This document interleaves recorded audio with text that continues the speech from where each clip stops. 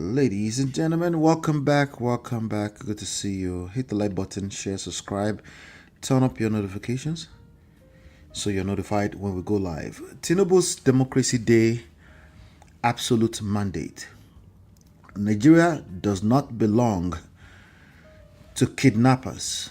Ahead of June 12th, President Tinubu issues a stern warning to the nation's shadow forces.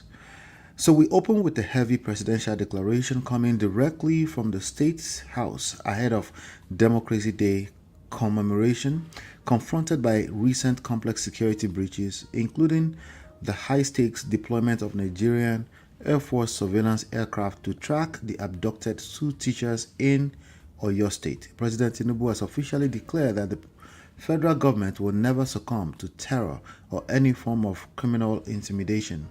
In a stern, direct national address, the president made it clear that those using soft targets to cause disaffection will face the full might of the military, while warning the youth to completely ignore politicians using ethnic abuse or misinformation campaigns to destabilize the administration. The president is drawing a hard line in the sand as the country prepares for June 12th. Is this unyielding rhetoric exactly the showcase of strength the country needs right now? Or are the citizens waiting for the results on the ground to match the heavy warnings coming from Aso Rock? Ladies and gentlemen, do me a favor, hit the like button, share, subscribe, follow, turn up your notifications everywhere. And we are getting started with the show. We'll be right back.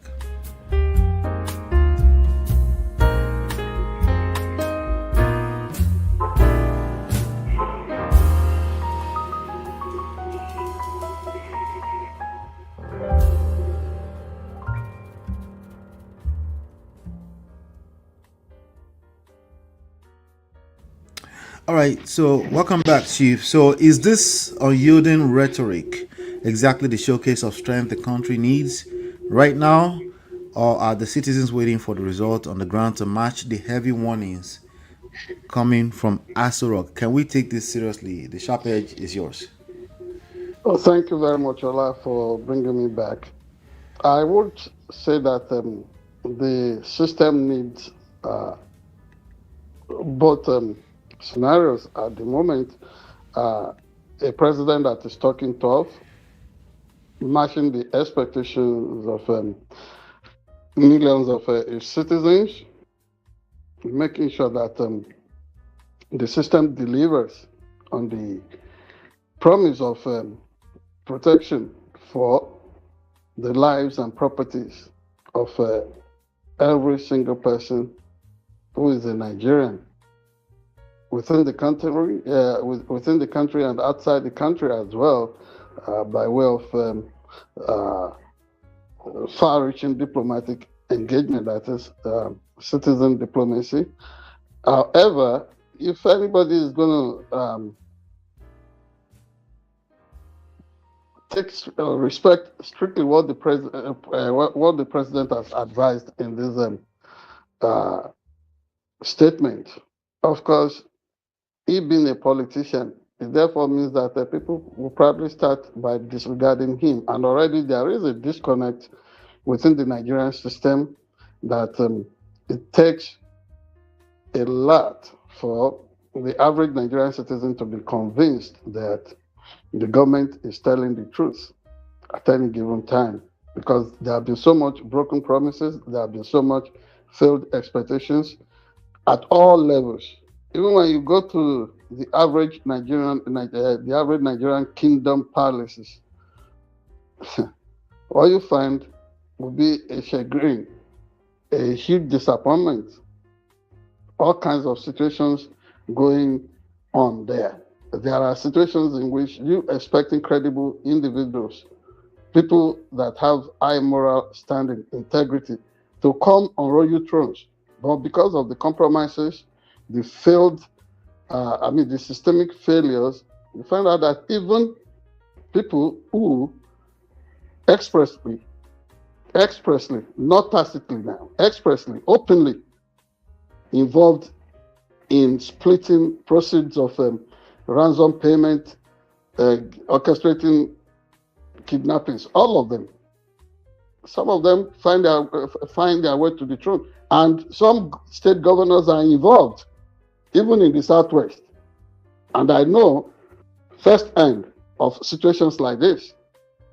So, if Mr. President is saying, don't trust any politician, don't trust anybody, how about his own proteges, some of his foot soldiers, his apologists, his ideologues that have been throwing all sorts of unfounded accusations, saying the kidnapping in Oyo State probably was orchestrated by the governor there, supposedly, and they are not giving out any hardcore evidence. And if there is any evidence to back that up, why are they not volunteering that to DSS or other minders of security in the country?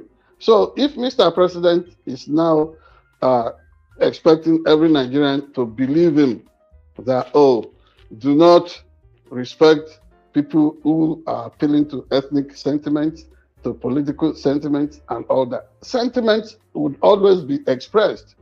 And do not forget that each and every one of us would have our own peculiar, particular sentiment. And so if Mr. President is saying, oh, discountenance all that, no. In fact, the building block of intelligence, actionable intelligence, proactive intelligence, is to also pay attention to some of the sentiments being expressed by opinion molders, by the media, and people across all sectors of the system. So, as Nigerians proceed towards the marking of this anniversary, June 12th anniversary of democracy, there will be so much for everybody to chew on, everybody, for each and every one of us, home and abroad, to ponder over on why it looks so difficult for Nigerians, to be having very slow movement towards democracy that works. So, in essence, I think Mr. President should not relent in saying good things that will motivate popular participation on the part of Nigerian citizens. However, he should also be careful not to be seen as somebody that is demonizing on purpose or demarketing on purpose a critical part of the country that ought to be carried along, that is opposition, that ought to be carried along in nation building, in ensuring stability within the system. Because when critically scrutinized, the government has to be careful that it's not caught napping, making sure that all the T's are crossed and the I's are properly dotted, meaning that attention must be paid to details on what would bring insurgency and insecurity to appreciable level within the system, something that would lower the heightening of tension within the system. He himself should not should not be seen as somebody that is contributing to that conundrum. And it's so easy to cross the line because rhetorics are so cheap, and political gladiators, like number one citizens in any country, are known to want to really play to the gallery, to want to be desperate about getting all kinds of endorsements and approvals. But are those approvals really meeting the mark when it comes to building a nation that works for everybody? Is President Bola Ahmed Tinubu? Yes, a lot of people would see him as giving his best on occasions. But could he also step out to say that he's actually giving his best to accommodate everyone, that a section of the country or some people that may seem opposed to him, who are opposition politicians, are not being isolated because of their ideological convictions or their leanings. This may sound so philosophical, but we also need such critical philosophical inquiries to take us somewhere. And what it means is that democracy, as of necessity, must be popular with the people. It must have the participation of the people. It must have approval of the people. And it must be seen through and through as something that is transparently honest and delivering for everyone. I mean, in an executive presidency system, presidential system of government, such as is demonstrably practiced in Nigeria, that evidence must be there that this system is inclusive, that it's not isolating some people. So, critically, there will be people who are monitoring President Bola Ahmed Tinubu as to the intent and purpose or purposes of the speeches he gives, particularly on this occasion. Is it just mere rhetoric? Is it just matter of speaking? Is it something that is coming from his heart? People will be paying attention to all that. And so far, it does not look like everyone across the line, even opposition politicians, it does not look like everybody is serious-minded about the project at hand, because it's almost like everyone is at each other's throat. Accusations here and there. What is the intelligence that will work for the country to make sure that in real time, people who are hell-bent on causing trouble within the system, that is destabilization, the misguided type, the mischievous type, that they are stopped in their track? What measurable realities do we have to show that somebody is not deliberately sabotaging Nigeria? All these things must be considered. They must be weighed carefully and then the conclusions carefully drawn so that the country can make progress. That's my thought on the projections of and the demands and the charge from President Bola Ahmed Tinubu on the occasion of Nigeria's democracy anniversary and 3 years into his administration anyway. Thank you. Thank you for that one, sir. So, ladies and gentlemen, hit the like button, share, subscribe, turn up your notifications so you're notified when we go live. Let us know what you think about that analysis. And we have some other trendy stories around the world, and we'll be right back.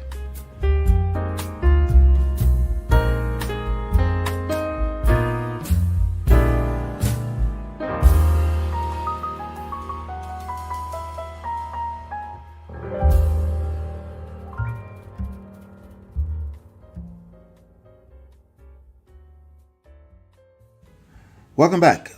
Peter Obi's shocking no tribe for crime stance. A thief is a thief.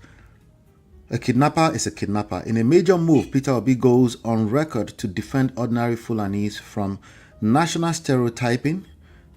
The political arena has been thrown into deep reflection today by a massive viral statement issued by the leader of the Nigeria Democratic Congress, NDC, Peter Obi, in a direct address countering the media framing of criminality along regional lines. Obi warned that linking crimes to entire ethnic groups is deeply divisive and directly destroying national unity. Strikingly, he spoke about his own experiences enduring stereotypes as an Igbo man before stating that he deeply understands the pain of the ordinary Fulani man today, who is unfairly judged by the actions of criminal actors he has never met and does not support. Obi's bottom line: crime has no tribe or religion, and criminals must be treated strictly as bad actors. So this is an incredibly mature statesmanship move from an opposition leader, but it is also a massive calculation for a candidate looking to win the North in 2027. Is Obi successfully breaking down the toxic tribal politics of the old guard, or will this stance complicate his support base in the South? The sharp edge is yours, sir. Thank you very much. I do not see this kind of responsible, responsive, and timely statement from Peter Obi uh, contradicting anything about his southern political base, particularly uh, amongst the youths that are actively rooting for him and another presidential hopeful, Omoyele Sowore, at the moment. Let me tell you that uh, it is wrong, and we should. There shouldn't be any pretense about the fact that it will always be wrong to engage in racial or tribal profiling, such as is going on in Nigeria today about the Fulani people. However, you look at the body of evidence available on the activities of insurgents, terrorists, bandits, kidnappers. There will be that uh, semblance of it tilting towards a particular group. And in this case, I know that even on this platform, at one point, at some point, we did advise that leaders of the Fulani nation, the Fulani tribe in Nigeria, should do everything to educate their folks about the danger of any of them being associated with the spike in violence, particularly the type arising from confrontation with indigenous indigenous citizens and settlers and nomadic or migrant herdsmen moving all over Nigeria and being associated with all kinds of bloodletting and ransom payments arising from kidnapping crimes. So, if today we have come to a situation in which all of us are now suspicious of each other, that's really unfortunate. But it was a development that was actually foretold. We were warned against the possibility of making it look right. And you remember that at a point, right from the Nigerian presidency, some of these individuals that were perpetuating criminality, burning of villages, and genocidal and targeted killings of innocent Nigerians seem to be enjoying support right from the presidency, especially during the Muhammadu Buhari years. Quite unfortunate. Of course, some of us who were not just operating as journalists, but even as community leaders, as chiefs, as members of the royalty in our different communities, we faced the unfortunate situation in which some of the leaders of a particular tribe that will come for meetings with us would later be linked with the egregious and what's it called? And the killings of notable citizens in our communities. But like Peter Obi said, every tribe. What he has simply said is that every tribe, even a lot of households, community stands, they have their own criminals as well, and so it cannot be given this ethnic coloration or ethnic gap to say, oh, each time you see a Fulani, you must run away. I think this is arising from a recent development in which a young man of a Fulani extraction went to a motor park somewhere in Lagos. I wouldn't know, maybe Lagos or somewhere like that, and was trying to board a vehicle destination somewhere southeastern Nigeria or probably Port Harcourt. And everybody in the vehicle started saying they would not travel in the same bus, in the same vehicle with this particular Fulani guy to, on that journey. Eventually, the operators, the guys that were issuing tickets at that bus, the service, decided to give him a refund, and they refused boarding him on any of their buses. To me, if that had happened in America here, you know what we'll be talking of today, Ola?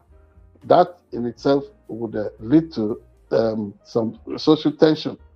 And so it is the desire of the people, whether invading terrorists who allegedly come from places like other neighboring countries, because I don't want to also mention names so that we don't fall into the trap of painting our neighboring countries in West Africa as purveyors of terror or people who mass produce and export terrorists to Nigeria. You have seen all kinds of extreme interpretations, extrapolations on this development. The thing to do is to make sure that every crime or every criminal has a name. That is why we all answer to our peculiar names. Every criminal must answer to his or her name. And if it's coming from a tribe or a given village or neighborhood, let that be reflected, instead of just doing this condemnation or lumping together of an entire nation, tribe, ethnicity, in the name of trying to expose or unmask the criminals amongst all of us. People have done so many things, and it does not matter whether they are turbaned or they wear that collar around their neck. That is, they could be pastor, they could be imam. It does not also matter whether you see them as adherents of a traditional beliefs. The truth of the matter is that a human being is a human being, and when the public is not watching, what are we doing in our private recesses? What are we doing within our given space? And what is the account of stewardship we can give? So we go back to the basic building block of any society: mutual respectability, making sure that bands and norms are respected, and we are not pushing too far and thinking that the system will protect us or have a sense of entitlement, a kind of hegemonic that is I'm untouchable, I'm born to rule attitude, and so I can perpetrate crime and get away with it. And then at all levels, you find people condoning this. You find people condoning this. And it's so easy for people now to want to deliver jungle justice. I think this is what this touches on. Lynching culture, mob action, and all that. This time does not call for it. If we begin to embrace such attitudes, such conducts, then we would be given the opportunity for the people who really want to destroy the society, who really want to destroy civilization, modern civilization as we know it. We will be giving them that opportunity to gloat. We will be giving them that opportunity to want to say that, oh, they are really scoring a huge point, undermining the progress or survival of the country, whether it's Nigeria or America, anywhere, South Africa, where you find them, all kinds of phobia, xenophobia, and even government tacitly endorsing citizens who would want to take laws into their hands. This moment does not call for that. What it calls for is to really give support to those who are charged, the security apparatus in any given country, so that they can do the job of effective policing, apprehending prospective criminals or suspects, and making sure that crime rate drops. whether it is terrorism, kidnapping, whatever. As a citizen, if you see somebody that is behaving in an erratic way or in a fashion that suggests that, oh, this person may have the tendency to want to wreak havoc, alert the people that are charged with enforcing the law. Don't take laws into your hands. And if you don't do that, we would have reduced the possibility of painting some people or profiling some people the wrong way.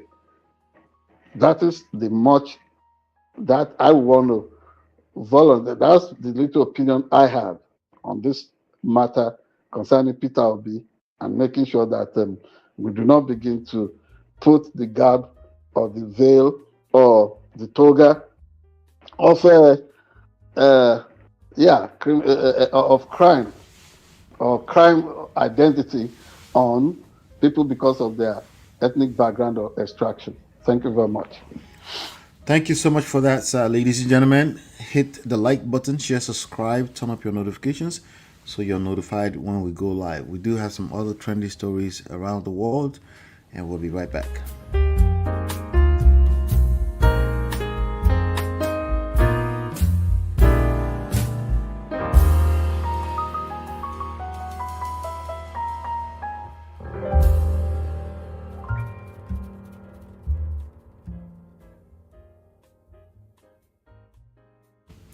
WIKE'S Abuja Security Gate Showdown. Stop politicizing the intelligence. The FCT minister Nyesom Wike hits back at critics, linking security logistics to party politics.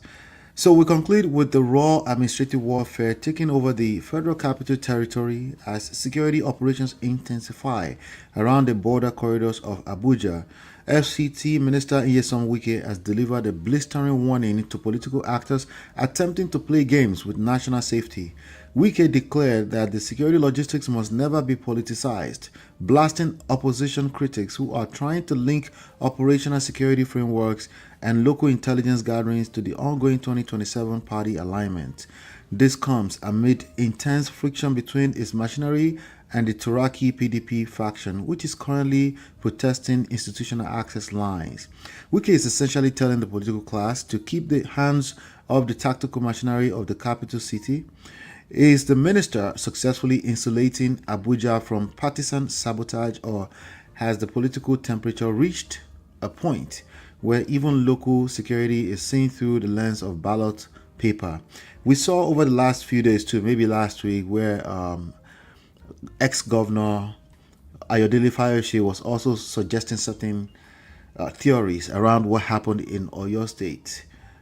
Chief, what's your take on all of this? Can we truly separate politics from the issue of insecurity in Nigeria? Yes and no.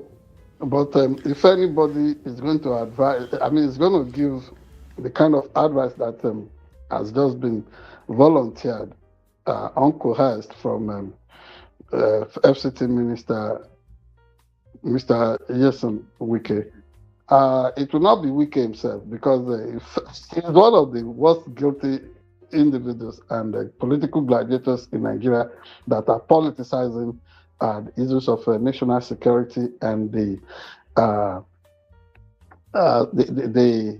unfortunate worsening situation, kidnappings and terrorism across the country. And like you rightly mentioned, I think a younger brother of Mr. Ayodele Fayose, because he likes addressing himself with his full names, Mr. Peter Ayodele Fayose Oshokomole, the former governor of Ekiti State. His younger brother had to caution him that if he had nothing reasonable, nothing logical, nothing tangible to say about the crisis of kidnappings in what's it called, your state, such that more than 40 students and their teachers have been kept. Some have been in what's it called, the kidnappers den in the last 2.5 weeks or thereabout. That it should just shut up, and that would tell you the seriousness of the matters we are dealing with at the moment. Mr. Yeson Wike, in his particular,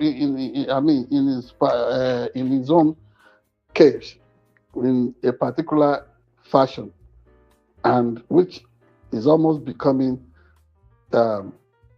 his proud emblem, came out to say that, oh, now teachers have been kidnapped in Oyo State.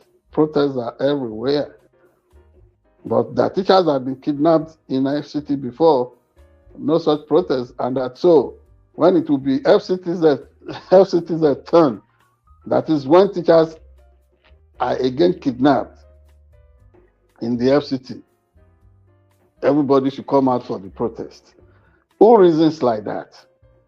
And I even not just there have been notable Nigerians, Nigerians that are of a good address and proper pedigree, like Chief Femi Falana, the erudite human rights lawyer, coming out sometime last week, appealing to President Bola Ahmed Tinubu to caution some of his associates. He did not mention their names, but obviously any of us could go through such innuendos and nuance to understand that that was targeted at both Wike and Ayodele Fayose. So, what do we call this? Element of moral hypocrisy. Wike is one of the worst guilty individuals when it comes to politicizing events and developments of national consequence. But he also is the one that is always quick to want to advise. It's almost like handling any any totem of worship, whether you're talking of the Holy Bible, the Holy Quran, or other symbols, through sacred symbols through which people claim to communicate with God. In the hand of people that are given to making mischief, you will think they are the most pious. You will think that they are the holiest. They are often sanctimonious and they would advise. Remember, in the days of slavery, there were pastors who kept slaves. There were imams who had their slave pins. And then you saw all kinds of people who instead should have been respected repositories for the consciousness and culture and tradition of their people, contradicting themselves in a morally afflicted way. And they would again be the one saying, oh, God is for all of us. Yet they have reduced their people to slaves. And there would always be consequences for things like that. So if, I see Yeson Wike as not just being a politician or a minister. To somebody, he remains a good husband. For example, this last weekend when he was giving a speech at the convocation ceremony, the commencement ceremony of the University of Port Harcourt, his wife, a judge that has just been promoted to the Court of Appeal, came out to help to clean, to dry the sweat that was already streaming down his head and his face. And then everybody started trending her as the weekend MVP and what have you. That shows that he is capable of loving. But when it comes to the national stage, Wike becomes something else. And so this is a case of physician, heal thyself, as Jesus would advise. If you're going to see the speck in your neighbor's eye, How come you are not first removing the log of wood in your own eyes? So Wike should first counsel himself on developing modules and probably manual on how not to politicize issues of national consequence, issues of national security and state affairs. If he wants to be a statesman, fine. If he wants to continue to be what the Yorubas would call a crooked piece of wood that's always making trouble in the fireplace, Igiworokoton Danoru, good luck to him. But I would think that going forward, Wike himself should start by making sure that he stops politicizing serious issues of national development. Thank you very much. Thank you so much for that. Ladies and gentlemen, hit the like button, share, subscribe, turn up your notifications so you're notified when we go live. And we will be right back with today's or this week's special.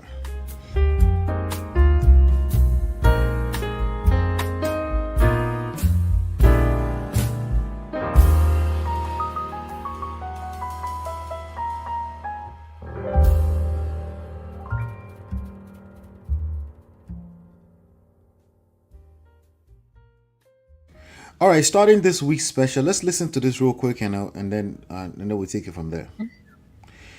Please, I have come to make some clarifications.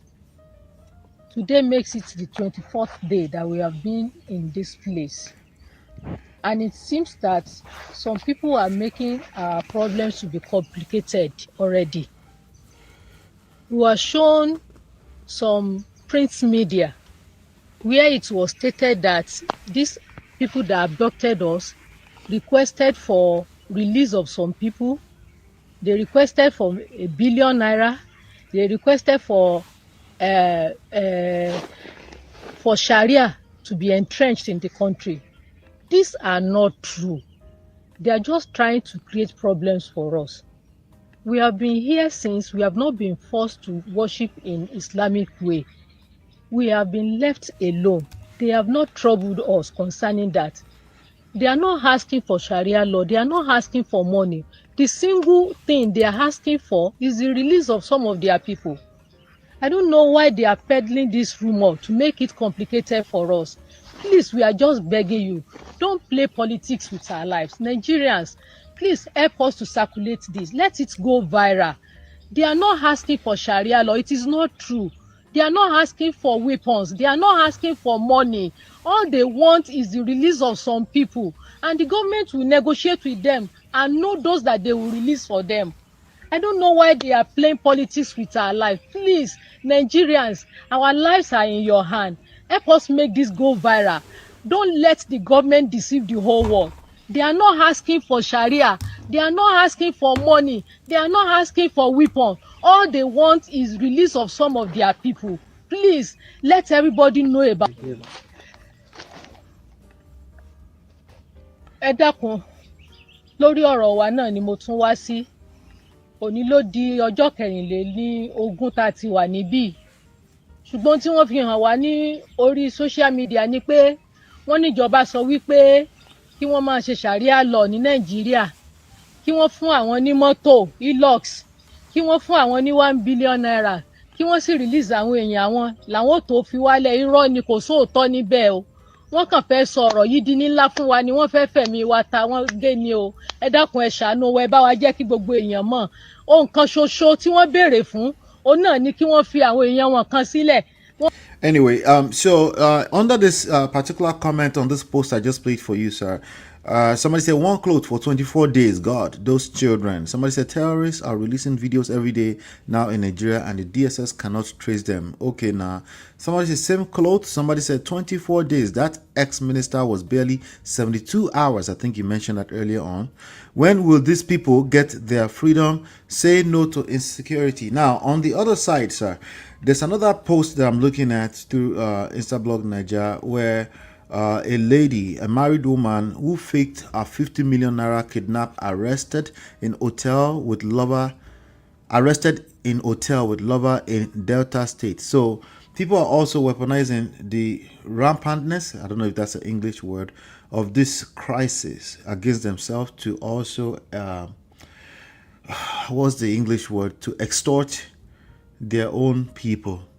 That's what we're seeing going on. Ladies and gentlemen, it's time for our final segment of the hour. Let's welcome back the publisher, editor-in-chief, and High Chief Oladimeji Abitogun for our concluding dialogue.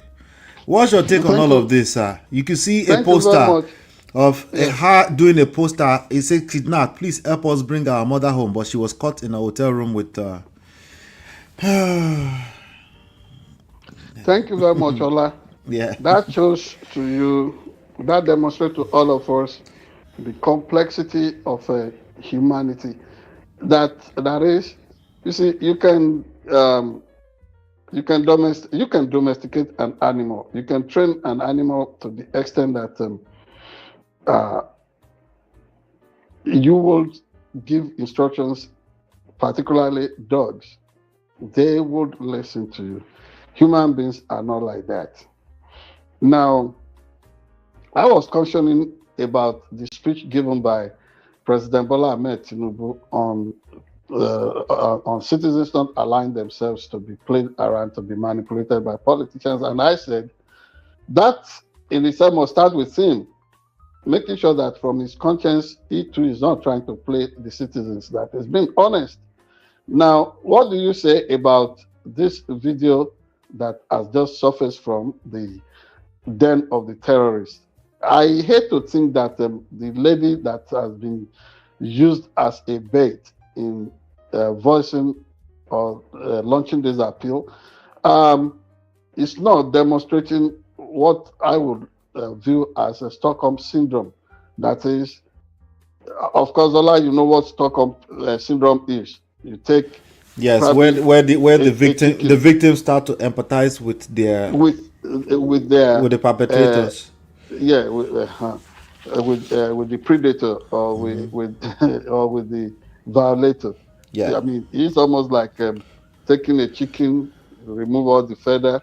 Initially, that chicken was groaning, "Let me go, let me go," and you hold on to it, and then you remove all the feathers, and this chicken is calm because you have brought out a bottle of grain, and you pour it on the floor. The chicken is so gentle, no single feather on this chicken anymore, but he's so grateful and looking at that tormentor as if is the redeemer or the savior. Now, this issue that this lady in captivity, this individual, what she has highlighted, could it be the truth? Could that be the truth? Because that is the age-old question. There was that exchange between Jesus Christ and the Pontius Pilate, when Jesus said, if you had known the truth, and you probably would not have done this or that. And Pontius Pilate got curious. "Oh, you know something about the truth? Tell me the truth." So what is the truth in this situation here? The Nigerian government must tell us the truth, particularly the official of Oyo State administration that said the terrorists had asked for the system of Sharia in that domain, that they wanted elox, catch of what's it called, ammunition and weapons, 1 billion naira, etc., etc. Now, this lady in captivity is even saying that they are not being coerced into worshiping against their conscience, that nobody is telling them to convert to Islam otherwise. So what is the truth here? This is why I said this is a moment where the health or the mental health of the average individual in the world that we live in becomes so paramount. All kind of disinformation, misinformation, people would want to codify it as something that the law does not permit. Don't give wrong information. But the long-term consequence on the mental stability of our people. Already, there are statistics showing that 75% of Nigerians are not mentally okay anymore. Are we going to continue to aggravate the situation? I think the truth must be pursued. Now, I would not recommend ceding an inch to any terrorist. That is me. But you know what? Between principle and pragmatism, the Yorubas will say, when that thing faces you, you aim and shoot. When it's backing, you aim and all kinds of situations. But when it comes to you exercising that discretion as a leader in government, do that which is needful. That is what I would say. Now, there are things that we should be restrained about. I was listening to a trending advisory from the respected Lagos lawyer and human rights fighter, Chief Femi Falana, on modus operandi for rescuing people that are in mass captivity. We had that idea here, and I was even discussing that with some of our people. But it's not something you say on the air. You need to volunteer such information, signify, let the officials of DSS, DMI, or international community, CIA, FBI, let them get in touch with you, and you tell them, you give that advice. By outing such information, we make it complicated for security operatives to successfully rescue people in captivity. I would not say more than that on that topic. Now, when we are talking of how it is becoming convoluted and complicated, the complexity of ensuring that democracy survives, not just in Nigeria, in the United States and all over the world. It starts with leaders demonstrating responsible conduct in the open and even in their private lives. Why do I say this? This past weekend, you saw President Donald Trump walking off the set with an NBC interviewer just because he was being scrutinized and being held accountable.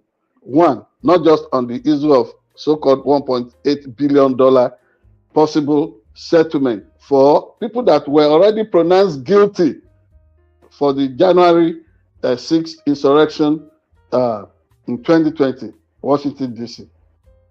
That why would they want to compensate them and all that? Even when it's been stonewalled by the Congress that payment cannot be legitimate, even while the Department of Justice had said that they will stand it down for now.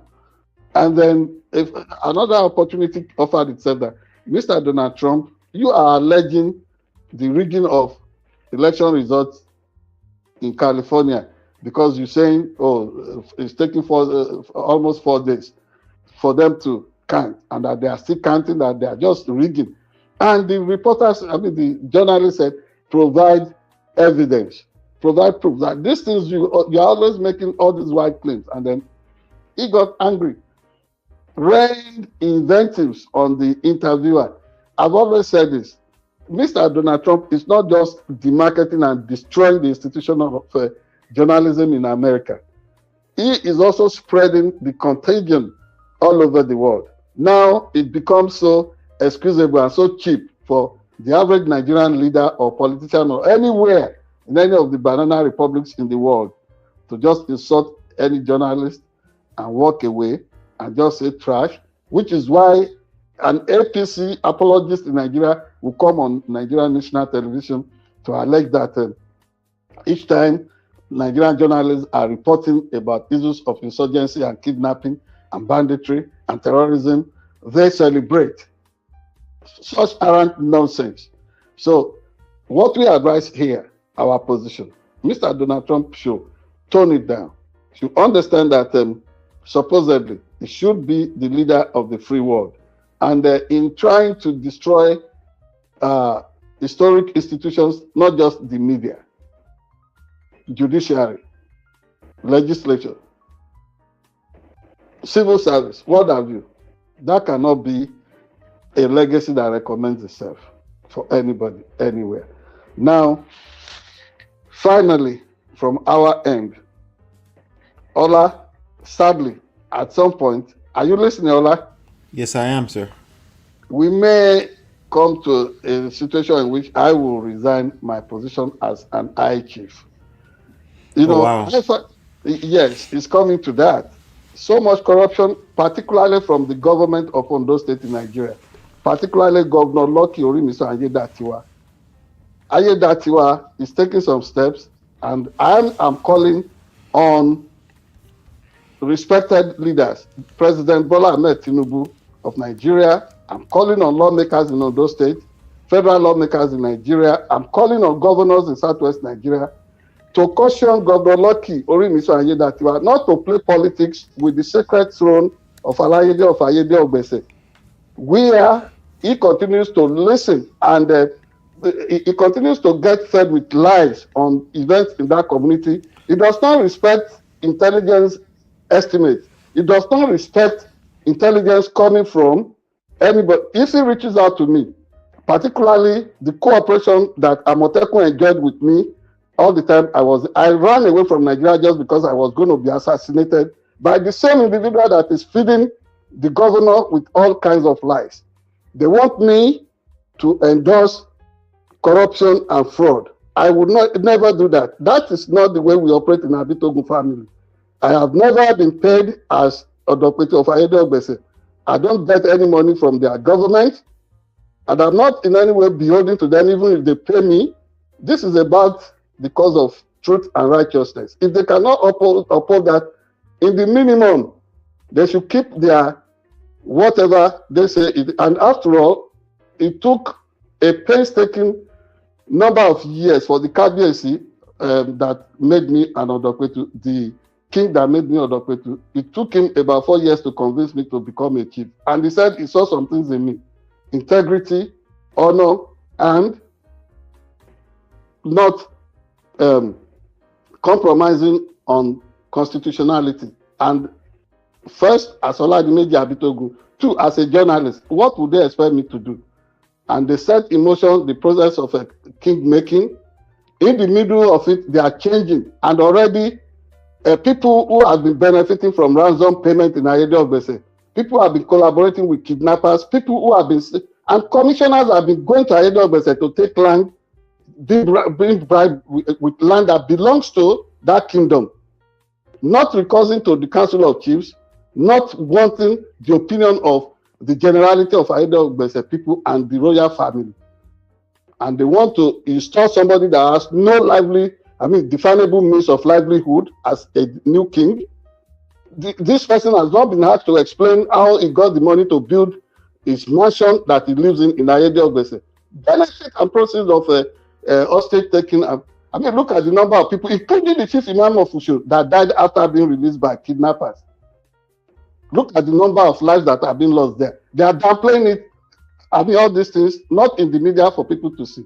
So people should caution Governor Lucky Orimiso Ayedatiwa. If he wants to install anybody as king, let him go ahead without respecting the laws of the land. Good luck to him.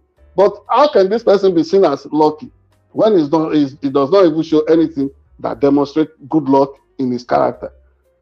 So long, Gola. So for me, I never lobbied to be made a kingmaker or a high chief. And I do not even really care about things like that. I want to meet my maker in good conscience when I leave. They have commissioned somebody that even penetrated my home in America here, boasting that if I come to Ayede Ogbese, they will kill me and all that. They went to the extent of saying that if I'm kidnapped by their commissioned people in Ayede Ogbese, even when if I'm in their captivity, when they demand ransom, after you, my family, and everybody must have paid the ransom, that they should still kill me, because if I escape from their from their captivity, that I will show them pepper, that I will make sure that they are held accountable, and I cannot be slaughtered like somebody that has no worth. That is why I remain here. And I'm enjoying my time with you, with everything we are doing.